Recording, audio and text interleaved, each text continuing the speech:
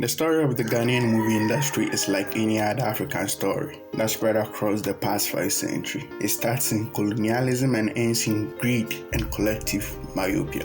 Movies became part of the social lifestyles of people in the 1920s when the technology began to spread worldwide. Colonial masters and elites of Gold Coast, now Ghana, enjoyed watching films too, so they decided to establish cinemas and theaters like the Accra Palladium Cinema, which was established in 1925. By the 1940s, the British, who were the colonial masters of Gold Coast, established the Gold Coast Film Unit to give the average citizen the experience of watching a film, push their colonial agenda against the so-called primitive ways of the locals, and also educate them through documentaries. In 1952, the first locally made film, titled The Boy Kumasino, was released. A local film, local content, and something the people of Gold Coast could relate to. Then in the 1960s, Gold Coast had its independence and became Ghana. Dr. Kwame Nkrumah, the first president of Ghana, established the Ghana Film Industry Corporation to strengthen the industry and ensure its growth. His government also sent filmmakers to Hollywood, Europe, and Asia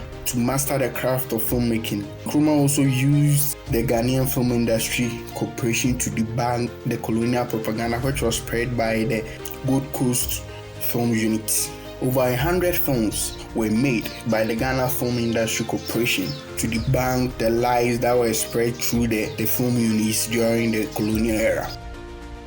Once things were starting to look up for the industry, tragedy struck. Multiple coups slowed the progress of the Ghana film. Luckily, in the 1980s, even during the same period of coups, the awaited independent and private filmmaking in Ghana began. In 1981, the Ghanaian legendary filmmaker Paul Ansa released Love Brewed in African Pot, which was a masterpiece that ignited private movie making in Ghana. It was so good, and the Ghanaians loved it because they could easily relate to it, the characters, the premise, everything. It was such a genius work.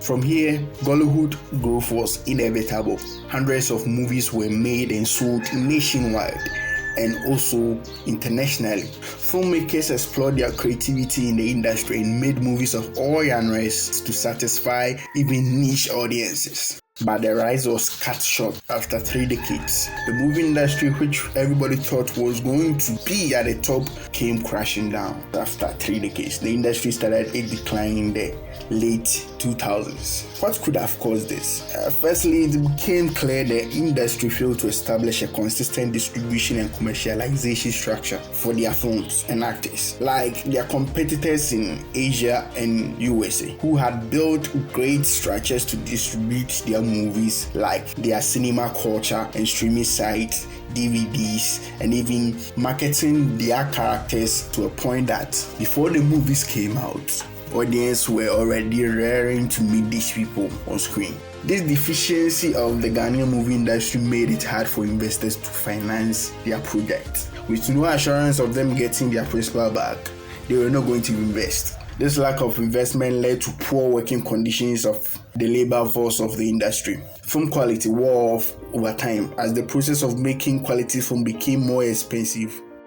Poor acting, poorly written scripts, bad direction, and poor audiovisual quality led to the losing of their audience to other film industries. Competition from foreign movie industries grew with technology, and the higher access to the internet became common. The lower Ghanaians were focused on the Ghana movie industry alone because now they had a lot of choices. They could go out, buy DVD, watch over 60 movies on one disc and enjoy that buying just one disc.